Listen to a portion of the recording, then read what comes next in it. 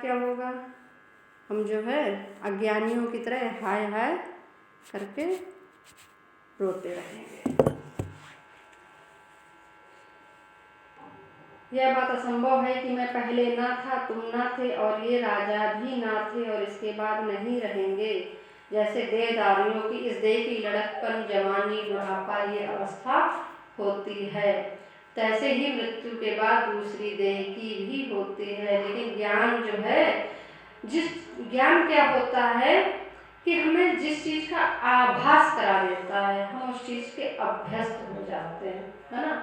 संसार का हमें अभ्यास है, लोगों का, परिवार का, पति का, पत्नी का, बच्चों का हमें अभ्यास है, हम उनको जानते हैं, महसूस कर सकते हैं, तो ये हमको ज्ञान है।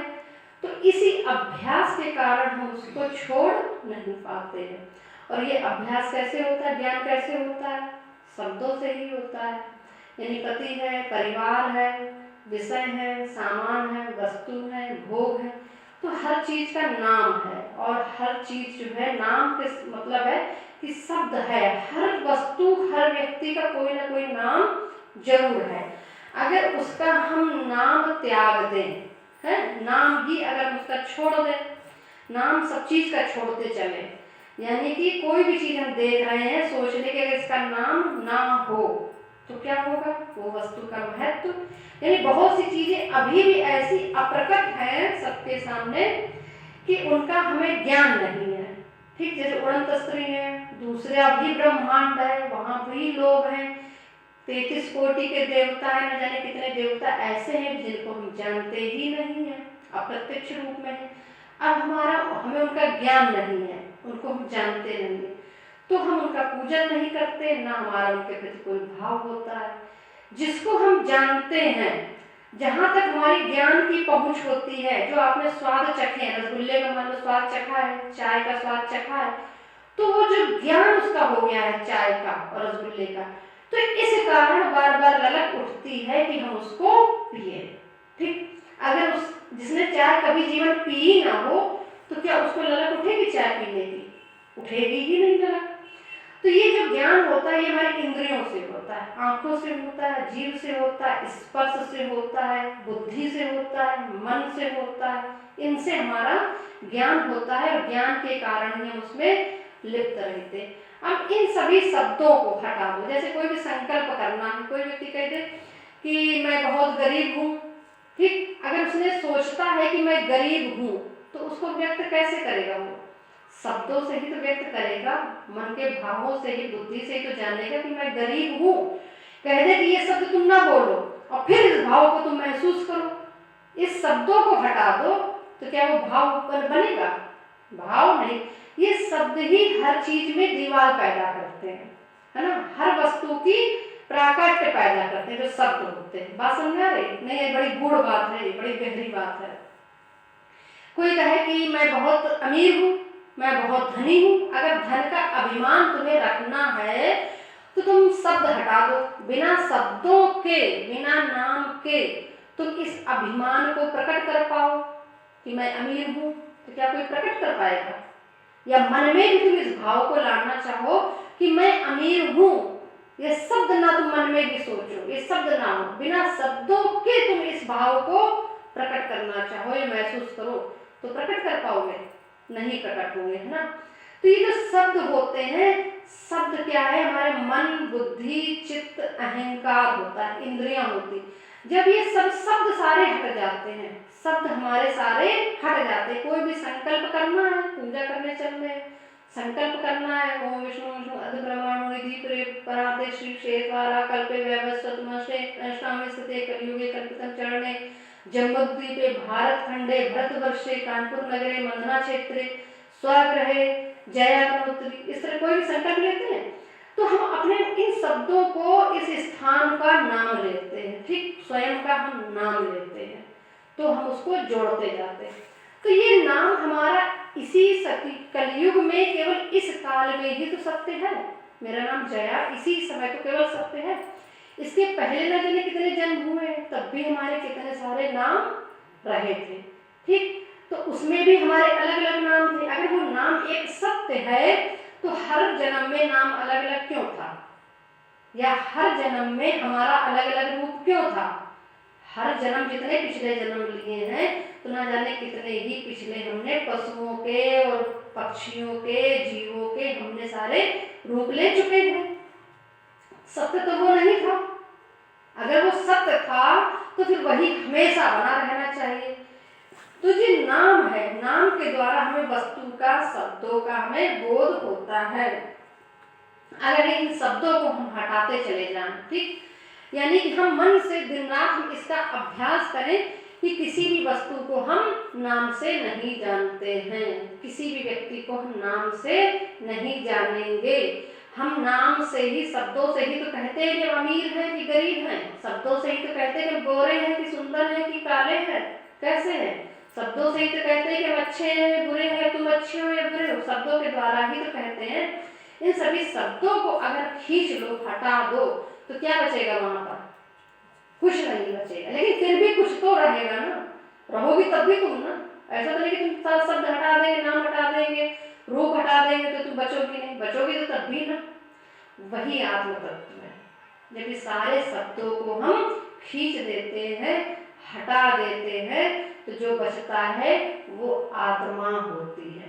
भगवान शंकराचार्य का ये कथन, शायद अभी लगता ढंग से समझ में आई नहीं होगी बात। और ये जो शब्द हम जोड़ देते हैं, ठीक, तो इसी से शब्दों से ही हमारा मन बन जाता है।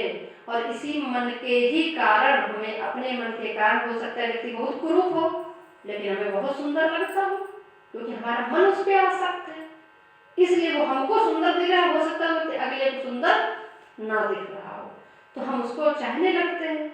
तो ये शब्दों का ही सारा खेल है कि जिस कारण जो है हम इस आत्म तत्व को नहीं पहचानते हैं। तो जो योगी होते हैं, जो बहुत ज्ञानी होते हैं, वो किसी के लिए शोक नहीं करते हैं। जिसको जब ज्ञान हो जाता है तो बड़ी जल्दी ही वो सबको झाड़ देते। कोई मर गया, झाड़ के खड़े हो गए अपना टन, फिर से अपना संसारिक सारे काम, भगवान का भजन कर रहे हैं। अब जिसको ज्ञान बिल्कुल नहीं है तो पता चला कि वो आज तक, उनका पति या पत्नी या बच्चे मर गए तो आज तक रोते ही रहते हैं, रोते ही रहते हैं। जैसे कि गांधारी के लिए कथा आती है कि गांधारी के जब 100 पुत्र मर गए तो गांधारी रो रही थी, भयंकर रो रही थी, उनके जो अश्रु बंद नहीं हो रहे थे, माँ रोती चली जा रही, कई दिन हो गए थे, उनका विलाप नहीं बंद हो रहा था। भगवान ने अपनी माया शुरू कर दी, भूख लगने लगी, उनको भूख लगवा दी। भूख जहाँ कस के लगी, अब उनको भूख लगने लगी बहुत कस के, भूख लगी तो लगेगी जो है हमको कुछ खाने को चाहिए, तब कोई रोएगा।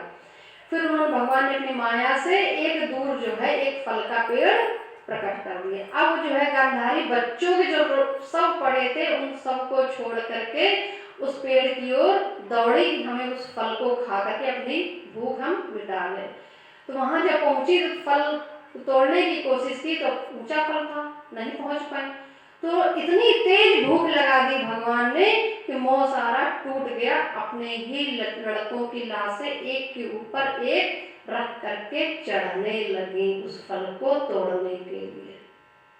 ये होता है सत्य कि भूख के आगे वो विलाप, वो जीवन भर का अपने ही अंग का जो टुकड़ा था पुत्र, सारा खत्म हो गया कि अपने ही बच्चों की लाश पर वो चढ़ करके उस फल को तोड़ने लगी। और जीवन भर क्या होता है कि आदमी जीता है जब तक, तब तक दुनिया भर के जो है वो रोना धोना करेगा कि हम इस कारण भगवान का भजन नहीं कर पा रहे हैं। कितना आसक्त रहता है इस शरीर में, अपने ही शरीर के सुख के लिए सारे संबंध बनाता है इंसान, केवल अपने शरीर के सुख के लिए। ये झूठ आदमी कहता है कि हम जो है दूसरे के लिए या परिवार के लिए कर रहे हैं। समझौते पे सबका चलता है। जिस दिन पूरी लताड़ अच्छी तरह से जो है घर से पूरा विरोध मिल जाए व्यक्ति को, उस दिन वो उसको वैराग हो जाएगा। कलयुग इसीलिए जो है सबसे अच्छा है कि यहाँ पर हर पल वैराग के कारण मिलते हैं, हर पल वैराग के कारण मिलते हैं। हर पल जो है लोग धकियाया करते हैं, गाली गलौज किया करते हैं और जो है धृष्टता करते हैं, अपमान करते हैं, लेकिन समझने वाला, सीखने वाला ही ज्ञान ले सकता है। तो कलयुग को वैराग की, भगवान शंकराचार्य कहते हैं कि कलयुग जो है वैराग की फैक्ट्री है। ये वैराग्य की फैक्ट्री है। अगर आप ज्ञान लेना चाहे तो परिवार से ही न जाने कितना ही अपने ही परिवार से अपमान मिलता रहता है, लेकिन वैराग्य, पूर्ण वैराग्य उत्पन्न तो हो, तब भी थोड़ा बहुत वैराग्य, जिसके अंदर भक्ति आती, भगवान की कृपा होती तो बहुत वैराग्य उत्पन्न होता है। तो हर व्यक्ति अपनी ही आत्मा को जो है सर्वाधिक प्रेम करता है। हर व्यक्ति, कोई भी हो, दूसरे की आत्मा को उतना प्रेम नहीं करता है।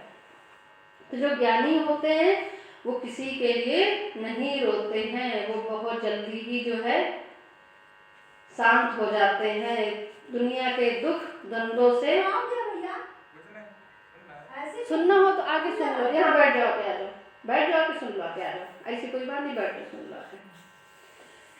तो ज्ञान, इसीलिए ज्ञान की जो है महिमा है। तो भगवान को जो है, जो ज्ञानी भक्त होते हैं बहुत ही प्रिय होते हैं। अब जिसको ज्ञान ही नहीं है वो इसी खाल को ही सत्य समझता है ना, इस खाल को ही तो दिन रात इस खाल के पालिश करता रहेगा, इसी के लिए खाने पीने की व्यवस्था करता रहेगा कि हम स्वस्थ बने रहे, हम जवान बने रहे, हम सुंदर दिखते रहे, कहीं हमको रोग बीमारी ना घेर ले। लेकिन बचपना किसी का नहीं रहा है, सब जो है जवान होते हैं, फिर सब बुढ़ापे को प्राप्त होते हैं, और बुढ़ापे के बाद जो है सभी मृत्यु को प्राप्त होंगे। तो सत्य क्या है? सत्य वो एक आत्मा है जो इन सब जो दिख रहा इसके परे। तो कुछ क्षण, कोई समय तो हमारा दिन में ऐसा निकलना चाहिए कि हम ये चिंतन करें, अपना भी चिंतन करें। देखो सत्य यही है, वैराग्य और भक्ति ही सत्य है। सबको वैराग्य के कारण मिलते हैं, सबको परिवार से अपमान, क्षुद्रता, भ्रष्टता, लताड़ सबको मिलता रहता है। तो कम से कम चलो ठीक है, इस शरीर के निर्वाह के लिए, भोजन पोषण के लिए हम परिवार में रहें, लेकिन एक अपना अंदर का जो अंतःकरण का लगाव है वो तो हमारा परमात्मा से ही होना चाहिए। चिंतन ये जरूर नित्य चिंतन करना चाहिए। भगवान शंकराचार्य कहते हैं कि जो भी व्यक्ति रात में या दिन में एक बार भी 2-4-5 मिनट अपना चिंतन नहीं करता है, स्वयं का चिंतन नहीं करता है, तो वो व्यक्ति मुर्दे के समान है। तो स्वयं का चिंतन अवश्य करना चाहिए। बाकी संसारिक चिंतन और कार्य तो चलते ही रहते हैं। फिर कहते हैं तैसे ही मृत्यु के बाद दूसरी देह की भी होती है, इसलिए पंडित लोग मोक्ष को प्राप्त नहीं होते हैं। जैसे देहधारियों की देह की लड़कपन, जवानी, बुढ़ापा ये अवस्था होती है, तो यह शरीर जो है बराबर बदलता रहता है। ये शरीर हर जन्म पे जन्म मिलते रहते हैं। अंगम गलितम फलितम तुंडम मृत्युवादि मृत्युदंडम तदपि नमुचितम आशा पिंडम भज गोविंदम भज गोविंदम जठरे अग्नि जठरे शयनम पुनरपि जननम पुनरपि मरणम। यानी कि बार बार जो है इस जठर में, पेट में आते हैं, उसकी अग्नि को सहते हैं, बार बार जो है जन्म होता है, बार बार मरण होता है, लेकिन फिर भी सोचता नहीं है जीव कि हमें इस अग्नि से हम मुक्त पा जाए, मोक्ष पा जाए, परमात्मा को पा जाए। हे नरश्रेष्ठ, सुख दुख को समान मानने वाले जिस वीर पुरुष को ये बाह्य पदार्थ क्लेश नहीं देते हैं, वह मोक्ष पाने का अधिकारी है। देखो भगवान ने यही बात कही, यही सुख दुख, हमें संसारिक सुख दुख, सबसे ज्यादा सुख दुख अपने परिवार से, अपने पड़ोस से, अपने रिश्तेदारों से, जिसको हम जानते हैं, जिसका ज्ञान है, उसी से ही तो सुख दुख मिलेगा। अब जो सड़क पे चला जा रहा है वो किसी को भी गाली दे रहा, हो सकता हम ही को दे रहा, ज्ञान नहीं है तो उसकी गाली को नहीं मानेंगे। ठीक, परिवार में व्यक्ति किसी को कुछ कहा, लेकिन कमेंट अपने ऊपर लगेगा कि हमको कमेंट किया। तो जहां तक हमारा ज्ञान जाता है वही ज्ञान ही हमको सुख और दुख देता है। जब हम इस ज्ञान से परे हो जाते हैं, यानी कि हम खुद में ऐसा अभ्यास डालें कि हर चीज को हम शब्द विहीन कर दें, शब्द विहीन अपने आप को भी कर दें। शब्द, अब जैसे यही मान लो शब्दों से हम अपने आप में ओत-प्रोत रहेंगे कि हम ज्ञानी हैं, हमें बहुत ज्ञान है, हम इतनी भक्ति करते हैं, इन सब चीज को, शब्दों को हटा दे, सारे शब्द हटा दे तो क्या बचेगा? केवल एक ज्योति स्वरूप आत्मा बचेगी। जब ज्ञान ये सारा खत्म हो जाएगा तो केवल एक आत्म तत्व ही बचेगा। शब्दों से ही सुख दुख आता है। असत वस्तु का तो अस्तित्व नहीं है और सम का अभाव नहीं है। इस प्रकार इन दोनों को ही तत्व ज्ञानी पुरुषों ने देखा है। जिससे सारा संसार व्याप्त है उसको अविनाशी जानो, क्योंकि इस नाश रहित आत्मा का विनाश करने में कोई समर्थ नहीं है। देखो जो प्रकृति माता है, जो संसार में चारों ओर प्रकृति हमको दिखाई देती है, गड्ढा भी अगर कहीं हो तो गड्ढा अपने आप भर जाता है। ठीक, प्रकृति जो है अपने आप संतुलन बना देती है। अब कोई जो है बहुत मांसाहार खाता है, क्या होगा? अब ऐसा कोरोना टाइम आया, तो उस कोरोना टाइम में पता चला सारे मांसाहारी पहले निपट रहे हैं, वो सब पहले ही सबसे बहुत जल्दी उनको छूत संक्रमण उनको ज्यादा फैल रहा। जो शाकाहारी हैं, भक्त हैं, उनको नहीं छुआ कोरोना ने। ठीक, जितने मांसाहारी अंडा वंडा खाने वाले हैं ये सब पहले निपटे जा रहे बहुत जल्दी। दिल्ली में करप्शन इतना ज्यादा है, वहाँ पर भ्रष्टाचार कि कोई सीमा और मर्यादा नहीं रह गई। सबसे ज्यादा दिल्ली में, मुंबई में, वहाँ सबसे ज्यादा फैला जा करके।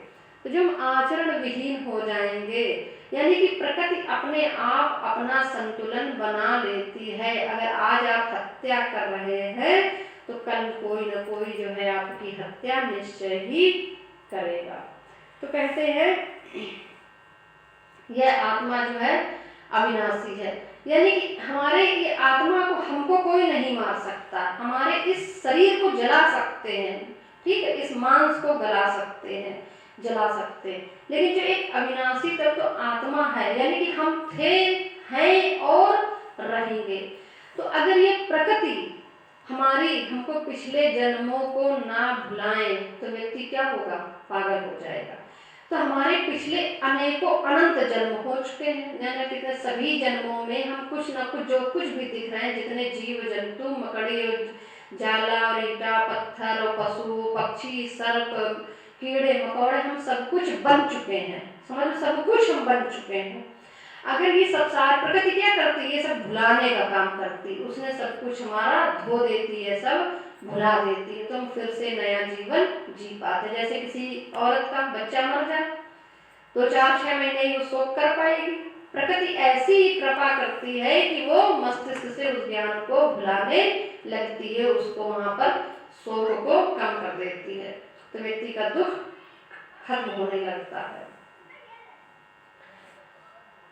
तो हे भारत तुम युद्ध करो। तो भगवान कहते हैं, यही अर्जुन को समझा रहे हैं कि तुम जो इन सगे संबंधियों को देख करके युद्ध से भाग रहे हो, तुम युद्ध करो, कोई तुम्हारा नहीं है, आत्मा ही केवल तुम्हारी सत्य है।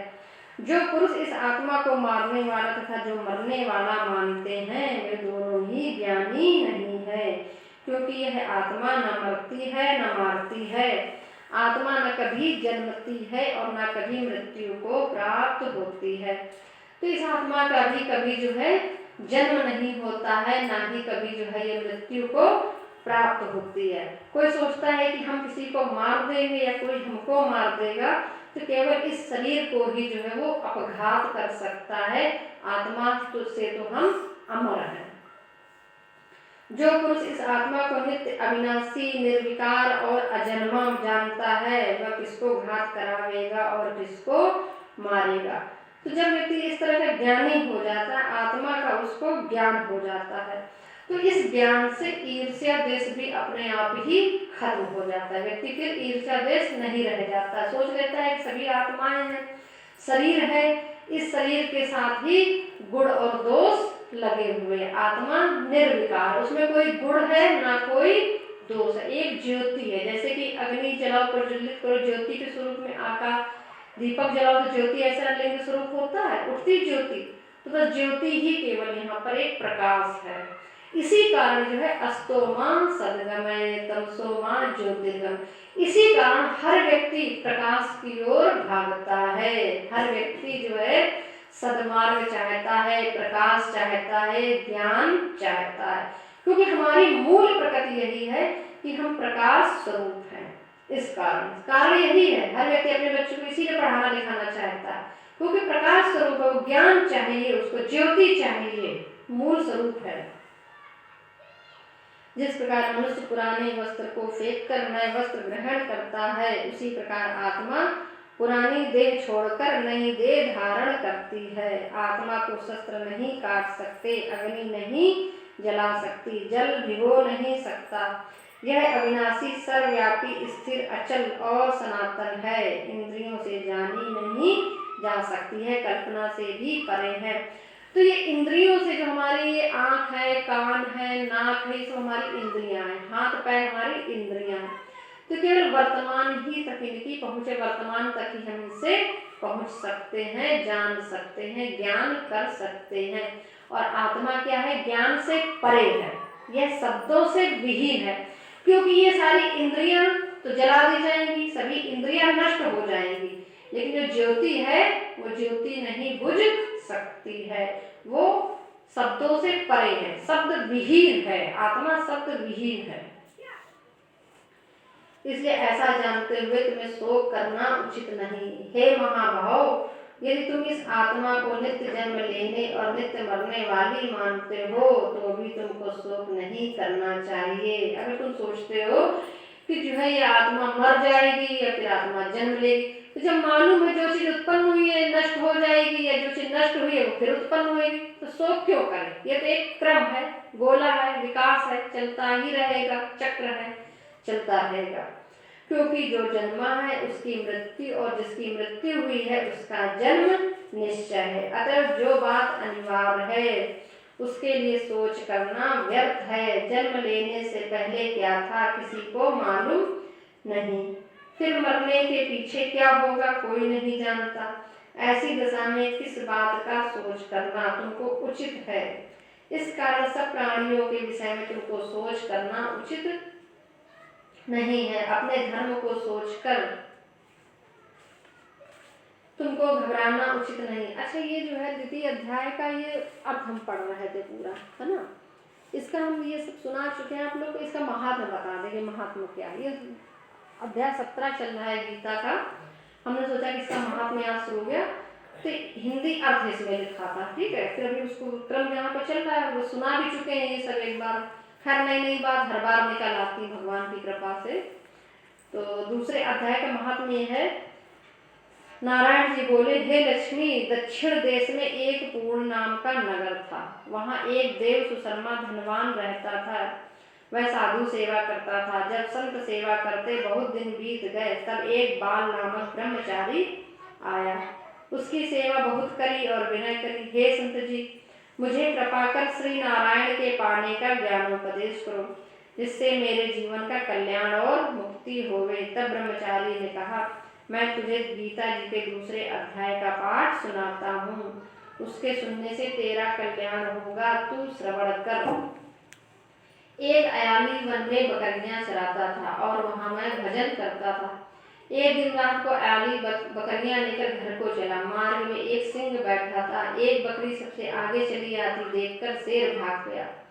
तब अयाली यह आश्चर्य देखकर बड़ा चकित हुआ और मैं वहाँ आ खड़ा हुआ। उस चरवाहे ने मुझे कहा, मैंने यह आश्चर्य देखा कि बकरी को देख शेर डर से भाग गया। तुम त्रिकालज्ञ हो, वह वृत्तांत मुझे कह सुनाओ। संत ने कहा, हे अयाली, मैं तुझे एक पिछली वार्ता सुनाता हूँ। वह बकरी पिछले जन्म में डायन थी। जब इसका पति मर गया तब वह बड़ी डायन हो गई। जिस सुंदर लड़के को देखे वह खा ले गई। और यह शेर पिछले जन्म में एक फंदक था। वह पक्षी पकड़ने वन को गया और डायन भी वन को गई। वहाँ डायन ने उस फंदक को खा लिया। अब वही फंदक क्या बन गया? शेर बन गया। और वह डायन जो है बकरी बन गई। शेर को पिछले जन्म की खबर है, इसलिए बकरी को देखकर शेर ने जाना कि अभी तुझे खाने के लिए आई है। तब अयाली ने कहा, मैं पिछले जन्म में कौन था? तब संत ने कहा, तू पिछले जन्म में चांडाल था। अयाली ने कहा, हे ब्रह्मचारी जी, कोई ऐसा उपाय भी है जिससे हम तीनों ही इस अधम ध्येय से छूटे? तब संत जी ने कहा, हम तीनों का उद्धार करते हैं। ये कह संत जी ने गीता जी के अक्षर सुनाए। तब उसी समय आकाश से विमान आए। उन सबको विमानों पर चढ़ाकर बैकुंठ लोक को गए। अधम देह से छूटकर देव देह पाकर बैकुंठ को चला। तब श्री नारायण जी ने कहा, हे लक्ष्मी, जो मनुष्य श्री गीता जी के ज्ञान को पढ़े सुने वह अवश्य ही मुक्ति को प्राप्त होता है। तो भगवान के जो शब्द होते हैं, मंत्र होते हैं, अक्षर होते हैं, तो ये कंपन करते हैं हमारे शरीर से, है ना, टकराते हैं। तो हमारे शरीर में इस जो देह है, जो खाल मांस दिख रहा है, इसमें कई जन्मों की वासनाएं हैं, कई जन्मों की। अब पिछले जन्मों में पशु रहे, पक्षी रहे। पशु पक्षी के पास केवल 3 ही कर्म होते हैं, भोग करना, सोना और मैथुन करना। 3 उनके केवल कार्य होते हैं। अब ये इतने जन्मों के संस्कार इस खाल में, हड्डी में और मन और बुद्धि में समाये होते हैं, घुसे होते हैं, धसे होते हैं। जैसे कि प्राण भी जो होते हैं कि यहाँ पर जो है प्राण तो पूरे शरीर में होते हैं, जिस जिस अंग से प्राण खिंचते चले जाते हैं वो अंग जो है बेकार हो जाता है। यहाँ देखो, जब व्यक्ति मर जाता है तो मरने पर एक कपाल क्रिया की जाती है, यानी कि जब उसका सर भी मार मार के तोड़ा जाता है, जलाने के बाद भी प्राण वहां पर धसे होते हैं, यानी कि प्राण जो धसे न रह जाए, फिर से जो जीव कहीं जो वहां पर आ न जाए, भूत प्रेत की योनि में न पड़ जाए, तो इसलिए खोपड़ी भी तोड़ी जाती है कि सारे प्राण जो है निकल करके मोक्ष को जाए, भगवान के धाम को जाए, प्राप्त कर जाए। तो वो कपाल क्रिया होती है। जैसे प्राण धसे होते हैं, तो जो कुछ भी हम इस जन्म में कर रहे हैं, ठीक है, भोग है और शयन है, निद्रा है, पिपासा है, मैथुन है, जो जो व्यक्ति करता है, तो ये सब कर्म बनते जाते हैं, एक चैन श्रृंखला होती जाती है।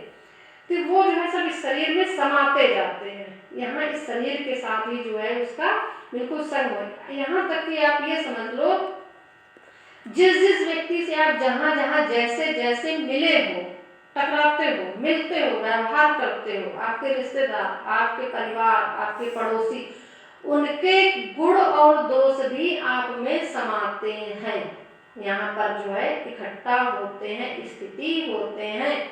तो जो बहुत जो है बड़े संत होते हैं, ब्रह्मचारी होते हैं, तो क्या करते हैं, उनको स्पर्श का भी त्याग कर देते हैं, यानी कि स्पर्श भी नहीं करते हैं किसी को, कि किसी को स्पर्श करने से जो है उसके संस्कार हमारे शरीर में आ जाते हैं, उसके गुण दोष चरित्र और उसका संग, उसका मन और हमारा भाव उसी में एकत्रित हो जाता है, मिल जाता है।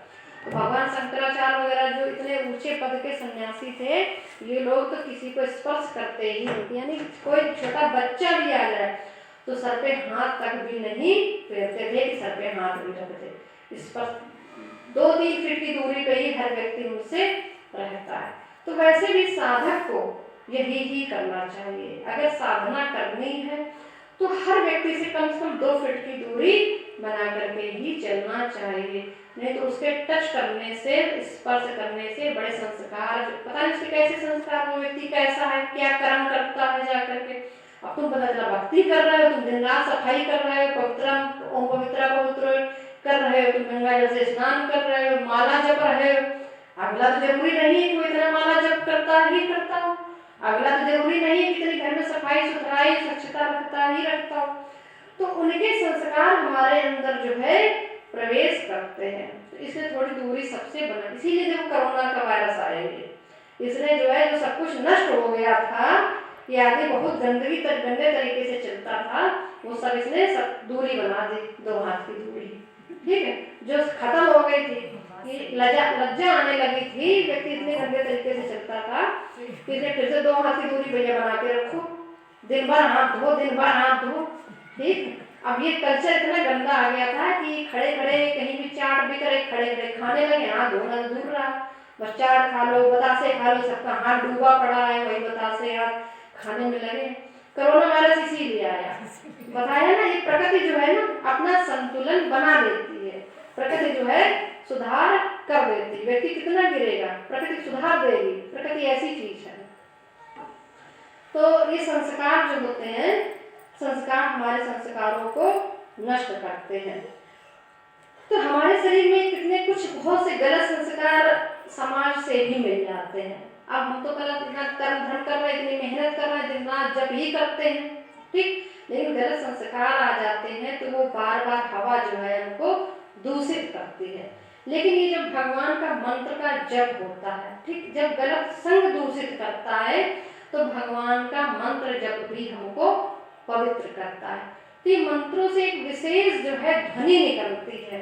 जैसे कि मंदिर में इसीलिए घंटे टांगे जाते हैं कि गंदी आत्माएं, दूषित हवा और जो है प्रदूषण वहाँ का सारा खत्म हो जाए। उनकी टंकार से, जो बहुत सूक्ष्म महीन गंदी आत्माएं होती हैं, वो सब इनकी टंकार से दूर भागती हैं।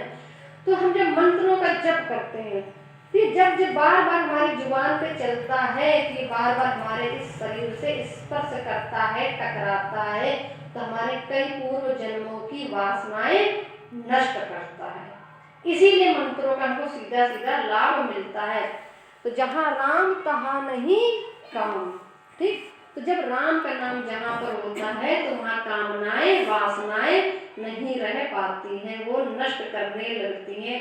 ये वैज्ञानिक कारण भी है, आध्यात्मिक तो है ही है, साथ में एक विज्ञान भी है कि प्रतिध्वनि उत्पन्न होती है इन अक्षरों से, इन शब्दों से। अब आपने यही देखा होगा, 2 घंटे आप यहाँ सत्संग में बैठती हो, इसकी ऊर्जा पूरे 24 घंटे बनी रहती होगी, तो जाती होगी तो ये भाव, विचार, मन, यहाँ की वही ध्वनि, वही तरंगे बार बार यहाँ पे टकराती हैं जाके, तो ये एक ऊर्जा मिल जाती है। इसीलिए जो ब्रह्म मुहूर्त होता है उस समय जो है, इसीलिए कहा गया कि भगवान का आप वंदन करो, भगवान का आप पूजन करो।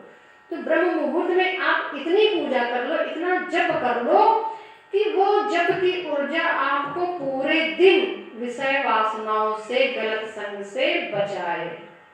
इसीलिए ब्रह्म मुहूर्त बनाया गया कि उस समय इतना जप कर लो, आप भगवान का इतना ध्यान कर लो, पूजन कर लो कि पूरे दिन जो है उसकी ऊर्जा मिलती रहे। अन्यथा पूरे दिन में हर व्यक्ति गृहस्थ है, हर व्यक्ति संसारिक है, बिना भोजन बनाए तो सन्यासियों का भी काम नहीं चलेगा ना। तो भोजन तो बनाना ही पड़ेगा, जब भोजन बनाना पड़ेगा तो पहले भोजन इकट्ठा करना पड़ेगा, उसके लिए पहले कमाई करनी पड़ेगी, तो लोगों के साथ संग हो ही जाएगा। तो ये सब वैज्ञानिक कारण और आध्यात्मिक विशेष एक सब क्रम है, तारतम्य है कि उस तरह से चले तो व्यक्ति जो है मोक्ष को प्राप्त हो जाता है। अध्याय 17 श्लोक आता है 23। ओम तत्सदिति निर्देशो ब्रह्माणे त्रिविधि स्मृता ब्रह्माणास्तेन वेदाश्च यज्ञाश्च विहिता पुरा। ओम तत्सत, ऐसे यह 3 प्रकार का सच्चिदानंद घन ब्रह्मा का नाम कहा है। उसी से सृष्टि के आदि काल में ब्राह्मण और वेद तथा यज्ञ आदि रचे गए हैं। कहते कि ओम तत् और सत, यानी कि जो सत्य है क्या है, सच्चिदानंद घन ब्रह्मा का नाम है। सद चिद आनंद स्वरूप, चिद यानी कि चिरकाल तक, सद यानी कि सत्य, और आनंद यानी कि भावमय, भक्तिमय, प्रेममय, आनंदमय। तो हर जीव की यही एक मांग होती है कि हम सत्य को जाने, और यही आशा भी दूसरों से करता है। हम भले झूठ बोल रहे, लेकिन दूसरों से यही इच्छा करेगा कि तुम सत्य हमसे बोलो। तुमने झूठ बोल दिया तो नाराज हो जाएगा व्यक्ति, जब क्योंकि मूल प्रकृति हर व्यक्ति की यही है, सच्चिदानंद की। हर व्यक्ति सच्चिदानंद स्वरूप है, सत्य स्वरूप है, क्योंकि आत्मा तो हमारे सत्य है, इसका हम व्याख्या काफी कर चुके हैं। चिद यानी कि चिरकाल तक जीने की इच्छा, तो मरना कोई नहीं चाहता है, कोई भी व्यक्ति न मरना चाहे, इसीलिए बीमार नहीं होना चाहता है। बीमार होंगे तो मर सकते हैं, डरता है तो अपना जो है अपनी साथ सज्जा में पोषण में लगा रहता है कि अपना जो है पोषण करते रहे। और आनंद का स्वरूप है, हर व्यक्ति क्या चाहता है, आनंद चाहता है कि हमको आनंद और खुशी प्राप्त हो। इसी कारण जो सारे भोग सामग्री भी इकट्ठा करता है, भले ही उसे क्षणिक आनंद मिलता हो, कुछ तो आनंद मिल ही जाता है। इसीलिए जो है जिसको बहुत ज्ञान हो जाता है तो भगवान की तरफ भागता है, उसमें आनंद ढूंढता है। तो ये आनंद जो है खोज है, और चिरकाल तक जीवित रहने की इच्छा रहती है। इसी कारण जो है परिवार की ये श्रृंखला बनाई गई है, गृहस्थ में जाता है कि अपना ही स्वरूप के रूप में अपने बच्चों को पैदा करता है, यानी कि वंश नष्ट ना हो, वंश ना खत्म हो, ये चिरकाल तक रहने की इच्छा के कारण। तो कहते हैं कि ओम तत्सत, ओम ब्रह्मा विष्णु महेश, तीनों ही शब्द इसमें है। और तत्व घन, जो मूल तत्व है आत्मा, और सत्य सत्य स्वरूप जो हम हैं, उसी सृष्टि के आदि काल में ब्राह्मण वेद और यज्ञ आदि रचे गए। तो जो मूल में है, मूल में सारे यज्ञ थे हमारे, सबसे पहले यज्ञ ही उत्पन्न हुए थे। यज्ञ क्या थे? यज्ञ स्वरूप जो अग्नि स्वरूप था वो शुद्ध देवता का स्वरूप था, लेकिन उस कुछ भक्त इतने परम भक्त हुए कि उन्होंने यज्ञ को भी अपना क्या बना लिया, अपना पुत्र पुत्री बना लिया। जैसे राजा द्रुपद थे, तो राजा द्रुपद ने यज्ञ से अपनी पुत्री, अपने लिए पुत्री उत्पन्न की, द्रौपदी यज्ञ से ही उत्पन्न हुई थी। तो जीव में इतनी शक्ति है कि यज्ञ से भी, जो यज्ञ को अपना पुत्र बना सकती है, वायु को अपना पुत्र बना सकती है, प्रकाश को अपना पुत्र बना सकती है, सूर्य को अपना पुत्र बना सकती है, जल को अपना पुत्र बना सकती है। तो जो पांचों पांडव थे क्या थे? वो यही तो थे। कुंती ने इन्हीं से ही, सूर्य देव से ही लिए थे पांचों पुत्र। युधिष्ठिर, नकुल सहदेव पृथ्वी का अवतार थे। और ये धनुर्धर अर्जुन, यह सूर्य का अवतार था। तेज अग्नि का यह प्रतीक था। भीम वायु के अवतार थे। तो इन्होंने वायु को ही अपने गर्भ में स्थापना कर ली। हमारे गर्भ में वायु तो है, सबके गर्भ में वायु है, जल भी हमारे गर्भ में है, तेज भी हमारे, अग्नि भी हमारे अंदर है। ये दोनों नेत्र हमारे सूर्य चंद्रमा कहे गए हैं। है तो सब कुछ हमारे शरीर के अंदर भी है और बाहर भी है, लेकिन हम उसका जो है स्वरूप जो है अपने अनुकूल नहीं कर पाते हैं, ज्ञान नहीं होता है, इसलिए मोह में भटके होते हैं। इस कारण जो है इधर उधर जो हमें दिखता है उसको सत्य समझते हैं कि उनके 2 पुत्र हैं, उनके 3 पुत्र हैं, हमारे भी 2 3 4 पुत्र हो जाएं।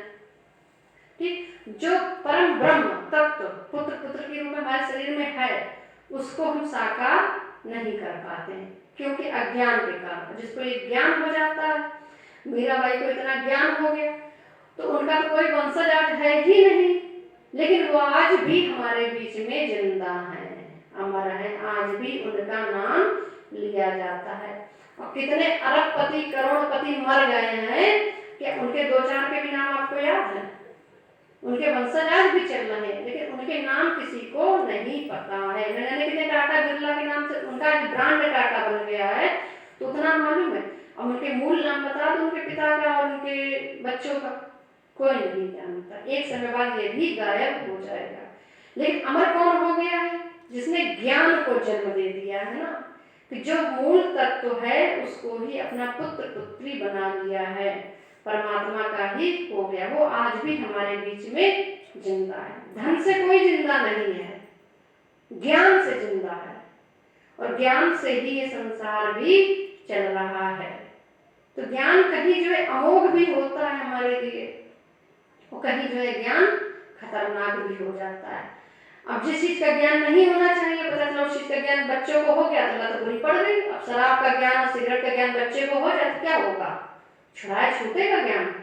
नहीं छूटेगा, है ना। तो बचाते हो दुष्संग से कि ये ज्ञान ना होने पाए। अब राम राम सत्य है, कोई लाश निकल ले, लोग बच्चों को अंदर कर लेते हैं, कहीं इसको जो है वैराग ना हो जाए। भगवान बुद्ध थे, तो उनके गौतम बुद्ध, उनके पिता ने कह दिया, उनको एक ऋषि ने कह दिया कि तुम्हारा पुत्र वैरागी होगा। सुद्धोधन ने अपने पुत्र के लिए अपने महल में ही सारी व्यवस्था कर दी, वहीं पढ़ाने की व्यवस्था कर दी, वहीं डॉक्टर थी कि घर से बाहर न जाएगा, ना कुछ देखेगा, ना इसको वैराग होगा। लेकिन फिर भी भूल से उसने 3 लोगों को देख लिया। एक बुढ़े को देखा, एक मरीज को देखा उसने, और एक उसने अर्थी देख ली। देखा कि बुढ़ा जो है कमर झुकाए चला जा रहा, उसको आश्चर्य हुआ कि ये कौन है, क्या है, ऐसे क्यों कमर झुका के क्यों चल रहा है। मंत्रियों ने बताया शरीर वृद्ध हो जाता है तब ऐसा हो जाता है। उसने कहा अच्छा। एक मरीज था, स्टेशन पे जा रहा था, करा रहा था दर्द के मारे, तब मंत्रियों से पूछा कि ये कौन है, तो उन्होंने कह दिया कि ये भी जो मरीज है, कर्मों का भुगतान इस तरह करना पड़ता है, कोई खराब कर्म होगा तो आज ये मरीज के रूप में जा रहा है। एक अर्थी को जाते हुए देखा, तब मंत्रियों ने बताया उसको कि जो है जब व्यक्ति मर भी जाता है, मरने के बाद जो है इसका अंतिम संस्कार कर दिया जाता है। गौतम बुद्ध को वहीं पर वैराग्य प्राप्त हो गया। ये ज्ञान की बात है ना। तो ज्ञान जितना हमें होता जाता है उतना ही हम जो है स्वस्थ होते जाते हैं।